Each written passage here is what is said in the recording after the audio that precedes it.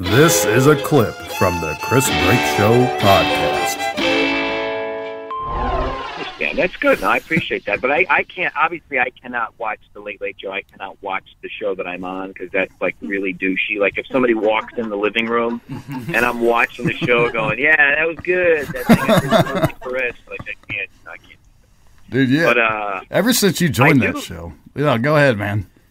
No, I just was gonna say I like, you know, I'm surprised how much I like, how much I enjoy Fallon on the Tonight Show. I was really, you know, because I'm 39 and I grew up with Johnny Carson, and then once Leno took over, I tapped out. I hadn't watched that show for 22 years. So I'm like, I don't think so. And I think Fallon's doing a really good job over there. It's kind of like recharged the late night scene, so that's cool. I think it's doing everybody a favor, really. That's good. I like how Conan was just kind of breezed over in the when they were showing the history of some big commercials they had. It was like the history of the Tonight Show, and it showed all the hosts, and Conan had like a half second, you know, that they dedicated to him. It's sad, man. That does suck. I mean, it's like they didn't even give that guy a year. I mean, obviously everybody's talked about this to death, but I mean, it is really sad. Conan's a really great host too, and so is Kimmel. I watched Kimmel's Oscar after Oscars special, and that was pretty funny. He's got that Guillermo guy, so there's a lot of good stuff about each of those shows. But I definitely think, you know, for the first time, I'm flipping through the channels and I see Seth Meyers is on, and then there's like some infomercial. Usually I'm watching Trinity Broadcast Network because I love watching those preachers because it's just like the most fascinating thing in the world.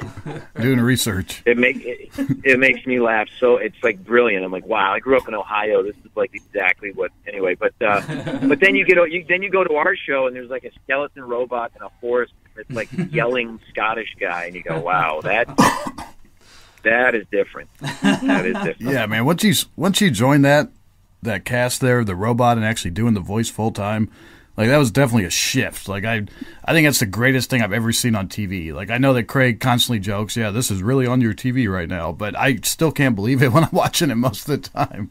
It just fucking cracks cool, me up, man. It's really cool. It is. I'm really, you know, he all credit to Craig Ferguson. I mean, the guy gave me a shot and said, you know, he was doing the voice of the robot for like the first week, and then he said, I'm tired of doing it.